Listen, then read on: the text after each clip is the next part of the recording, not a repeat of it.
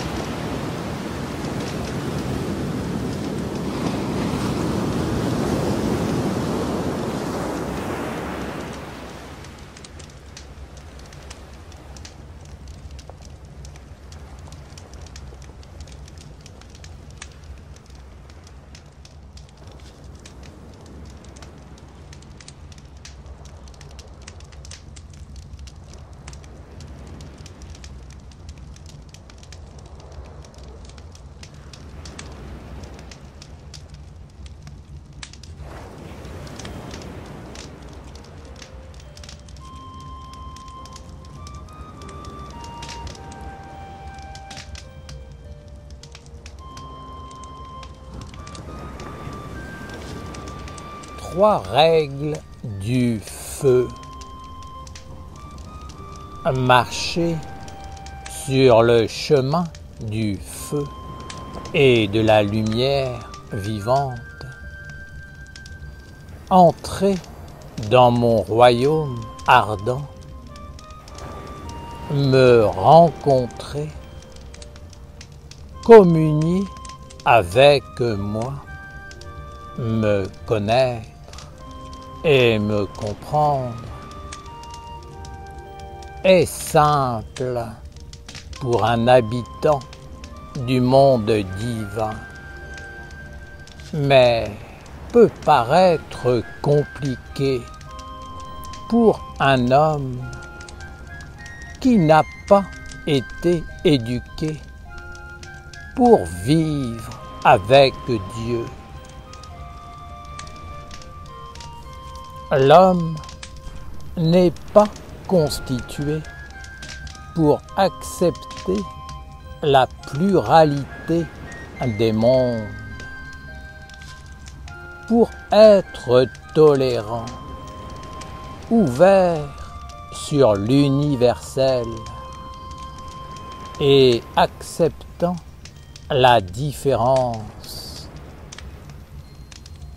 L'homme est bien souvent sectaire, profondément attaché à ses habitudes, à son mode de fonctionnement, et cela le rassure de reproduire inlassablement les mêmes gestes, d'être plongé dans les mêmes sentiments et d'accueillir les mêmes pensées à travers le flux des générations successives.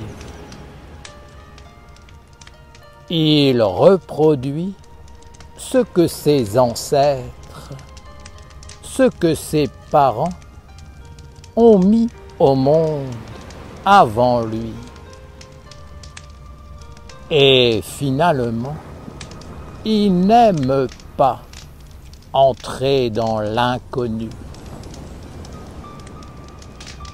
Le chemin du feu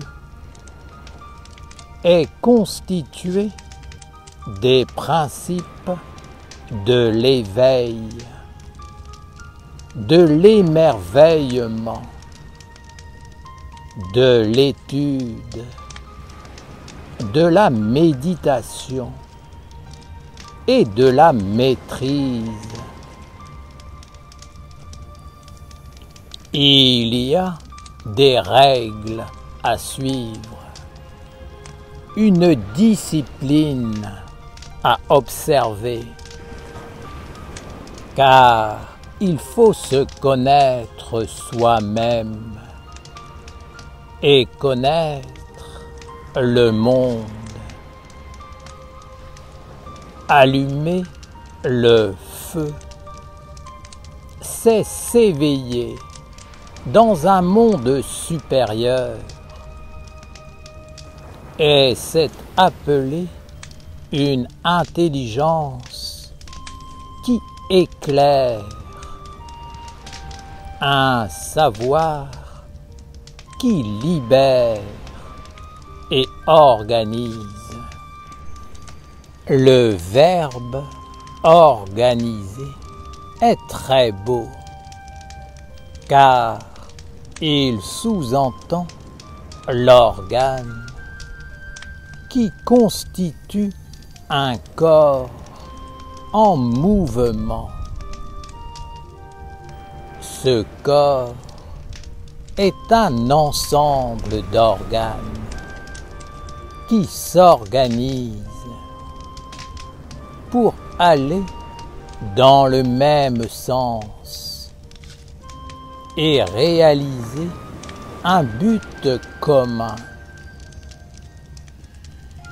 Une de mes règles est qu'il ne faut pas mentir.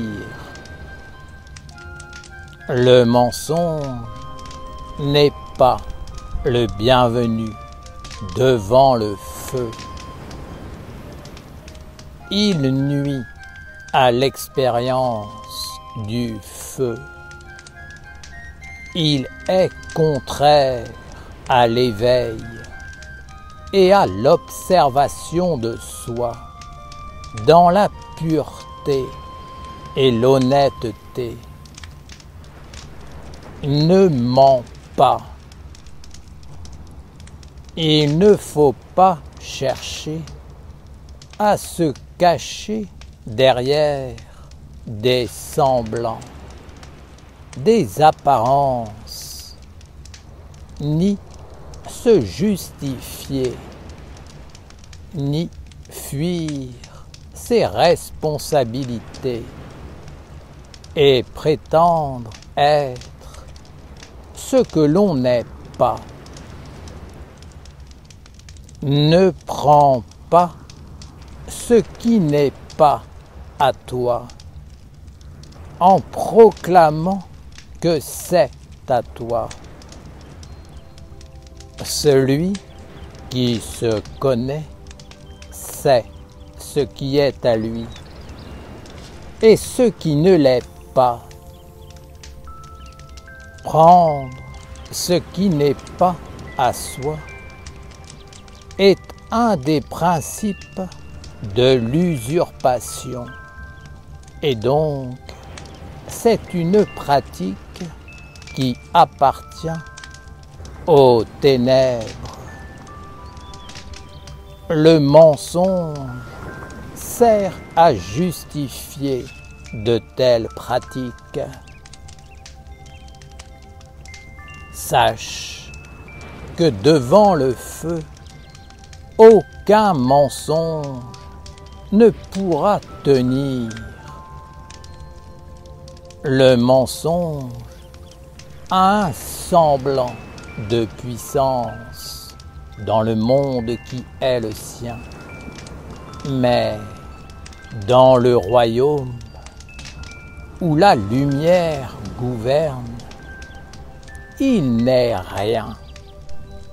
Toute forme de mensonge ne peut être devant le feu et la lumière et ne sera jamais accepté. Vous avez été éduqués par les menteurs et les voleurs. C'est le monde de l'homme et il est bien de le voir et d'en être conscient. Mais sachez que la lumière ne fonctionne pas de la même façon que les ténèbres.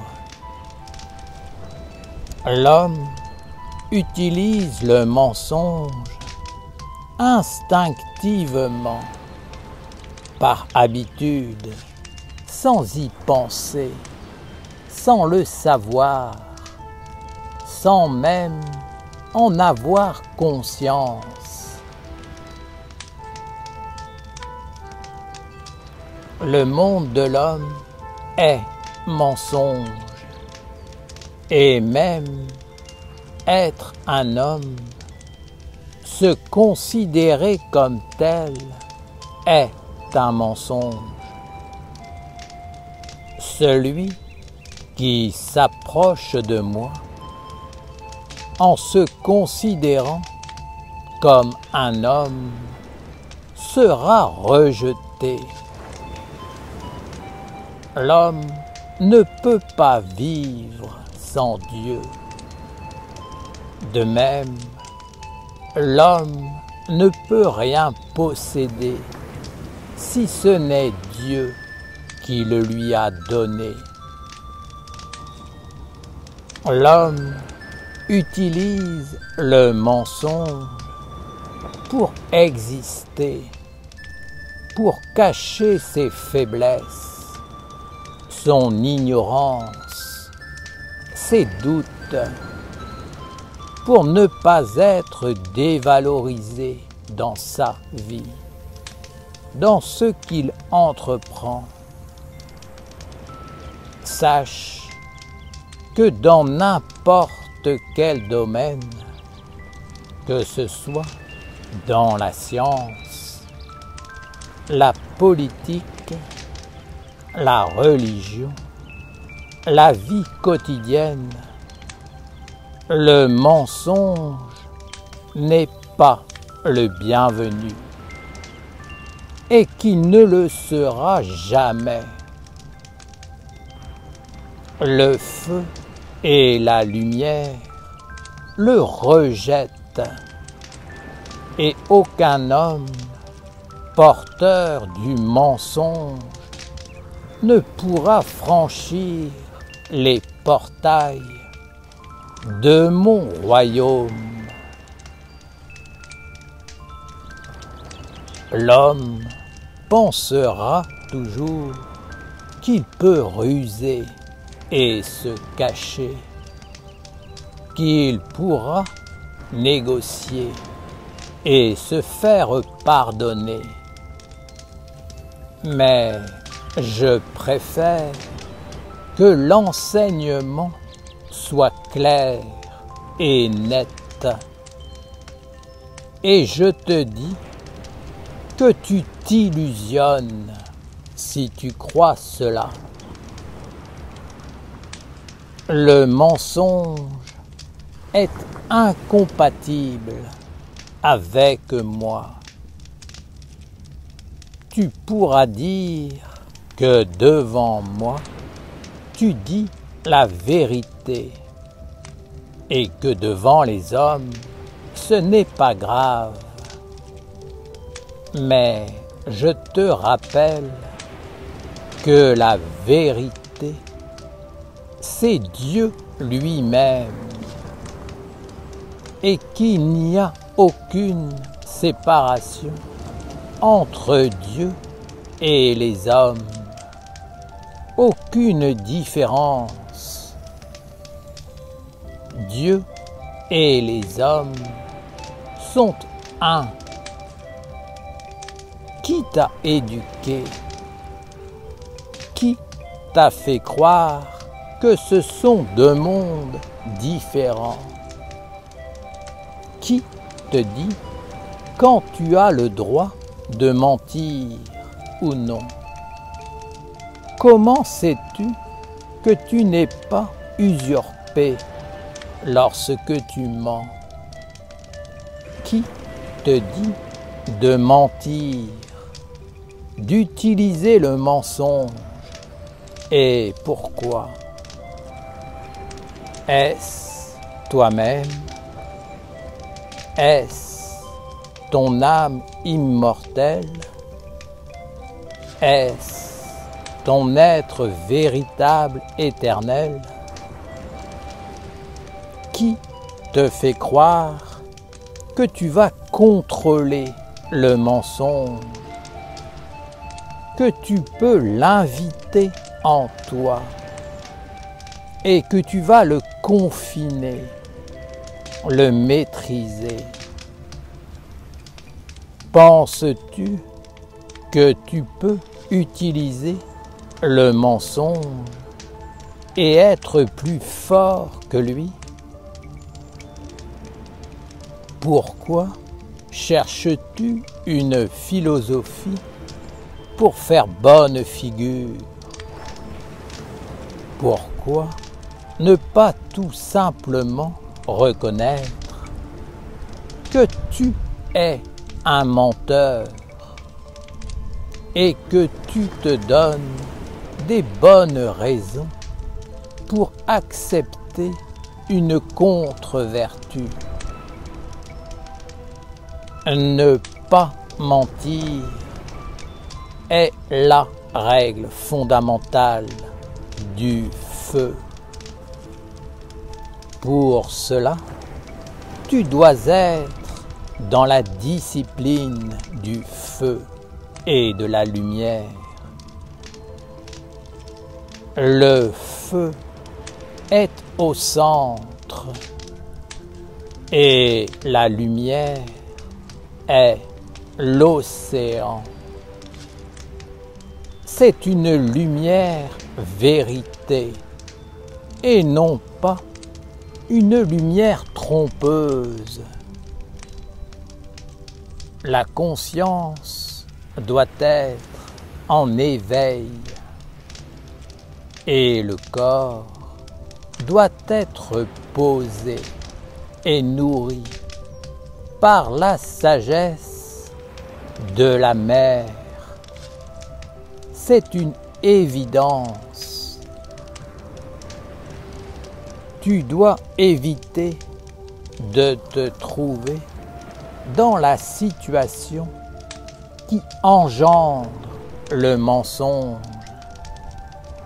C'est un art de vivre qui nécessite de savoir marcher, penser, parler et agir d'une façon claire. Il ne faut pas posséder ce qui ne t'appartient pas et ne pas accepter ce qui ne t'est pas destiné. Il ne faut pas te mettre en avant pour ce qui n'a pas une valeur supérieure, car la discrétion et l'humilité sont des forces primordiales si tu veux faire l'expérience du feu. Ne parle pas si tu ne sais pas. Si tu parles, sois conscient de celui qui cherche à apparaître dans ta parole. Ne mets pas au monde la parole qui ne contient pas la bonne semence pour le futur. Rappelle-toi, le mensonge et tous les mondes qui l'accompagnent ne sont pas les bienvenus. La deuxième condition est la dévotion. Ce sont une règle et une discipline fondamentale du feu. Lorsqu'elle est pure, vraie, puissante, elle est un organe qui permet d'ouvrir la porte vers l'ange, l'archange et le Dieu. Se mettre à genoux, prier, invoquer, chanter est le début de la dévotion, le rituel qui permet au corps d'apparaître.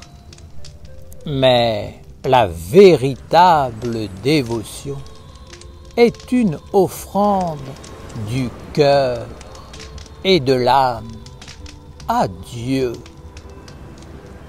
Tu t'inclines devant la présence de Dieu et tu acceptes la vie qu'il te donne sans te plaindre, sans jugement, sans critique, sans mauvaise pensée. Que ta vie soit abondance ou pauvreté, ta dévotion doit être intacte, car Dieu est Dieu, et tout ce qu'il engendre est parfait. Dieu éveille la vision extérieure, la vision intérieure et la vision intime. Alors tu peux le voir à travers la statue du feu et de la lumière. Si tu ne regardes le monde qu'à travers la vision extérieure, tu ne pourras pas être un dévot de Dieu. La lumière extérieure est un miroir de ce que l'homme porte en lui. Et c'est pourquoi celui qui regarde le monde sans Dieu ne voit que sa propre imperfection. C'est un chemin de perdition, car le monde extérieur conduit inévitablement vers l'enfermement et la mort.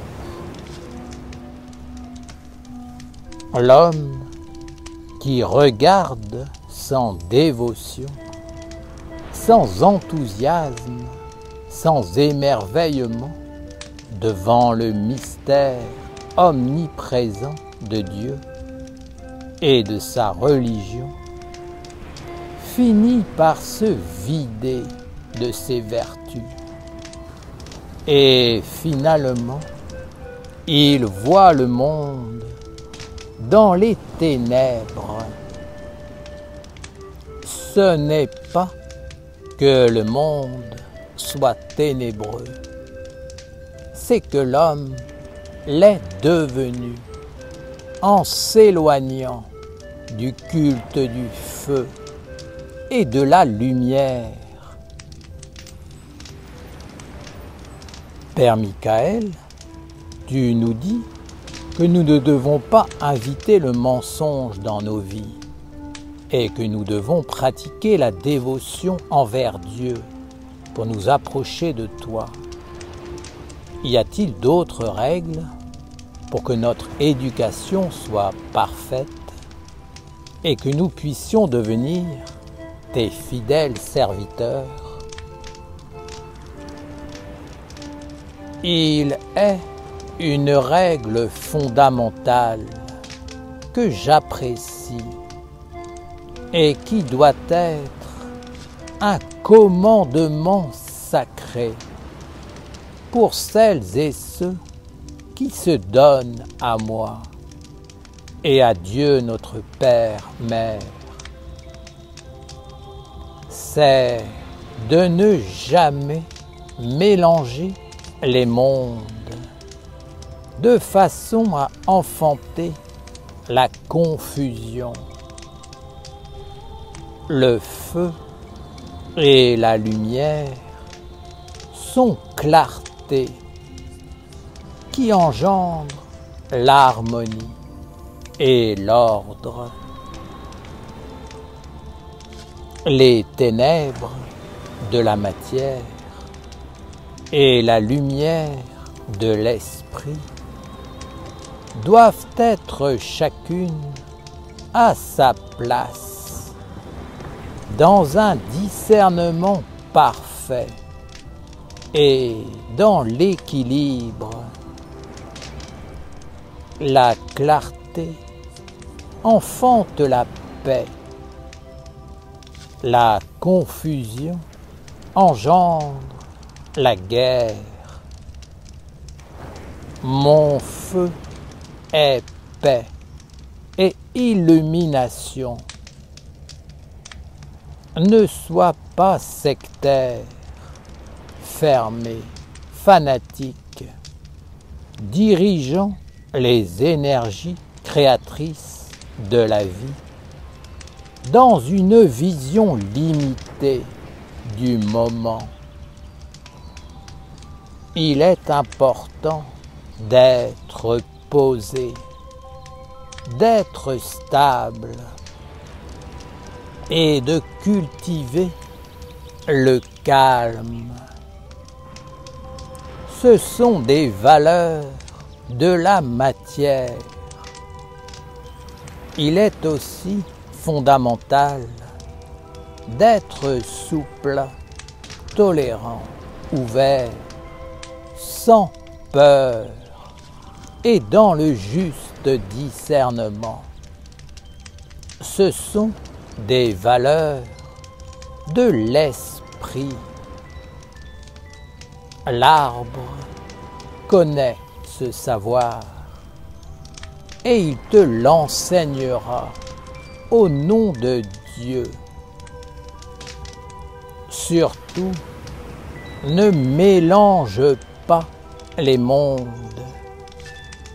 Ne crée pas la confusion. Et sache que je suis sans compromis. Cela ne veut pas dire que j'aime le fanatisme. Non, bien au contraire. Car c'est là une contre-vertu qui résulte justement d'un déséquilibre et d'un mélange entre la matière et l'esprit. Place les valeurs de la matière dans la statue de la bienveillance et les valeurs de l'esprit dans le culte de la lumière. Ainsi, la discipline sera parfaite et le chemin vers moi sera ouvert. Garde ces 3 règles du feu que j'ai offertes à l'humanité à travers la nation essénienne et le cercle des sages. Garde-les vivantes et nourris les puissants esprits qui les accompagnent de façon à les transmettre à travers les générations. Ce sont des règles essentielles pour engendrer l'osmose et l'alliance avec le monde du feu, l'éther ardent et la féerie des mondes. Par ces 3 vertus, tu peux entrer dans l'étude et dans le travail. Bien sûr, il y a d'autres vertus qui sont essentielles, mais je constate que l'homme est devenu faible et qu'il éprouve des difficultés pour éveiller la compréhension et la mise en pratique qui en découle naturellement. C'est pourquoi je donne ce chemin. Ne pas mentir. Se tenir dans la dévotion. Ne jamais mélanger les mondes.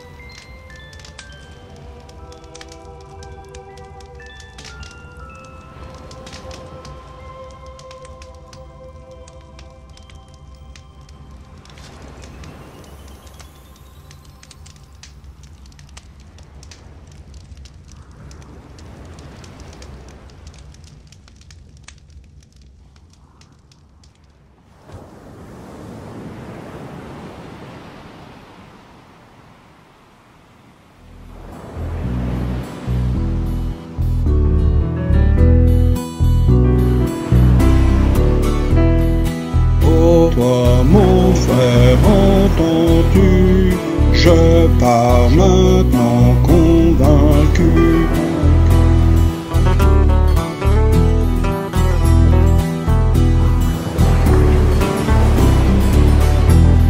Je pars vers la terre de la liberté, au-delà du monde des opprimés. Oh toi mon frère, entends-tu? Je pars maintenant convaincu. Dis-moi où est la terre des merveilles, dis-moi où est le nouveau soleil. Je pars vers la terre de la liberté, au-delà du monde des opprimés. Je vois l'autre terre remplie de lumière. Ma vie est un voyage vers le mystère. Oh toi mon frère, entends-tu? Je pars maintenant convaincu. Dis-moi où est la terre des merveilles, dis-moi où est le nouveau soleil. Vers la terre des anges, vers l'éternité. J'étais l'ancien des jours, j'étais le nouveau-né. Exilé en marche vers la cité des mages. J'avance en conscience vers la terre des sages. Oh toi mon frère, entends-tu? Je pars maintenant convaincu.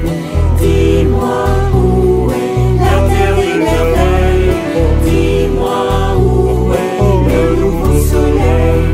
Vers le fondamental, je pars en exil, loin du monde des hommes, du savoir stérile.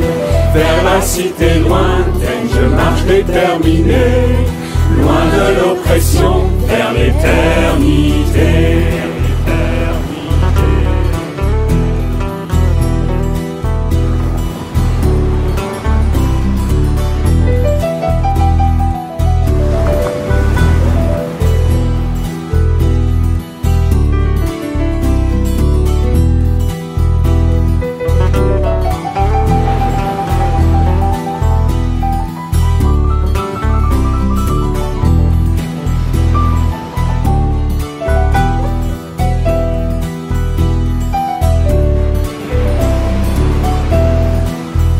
Toi mon frère, entends-tu? Je pars maintenant convaincu. Oh toi mon frère, je pars maintenant. Je pars vers la terre de la liberté, au-delà du monde des opprimés.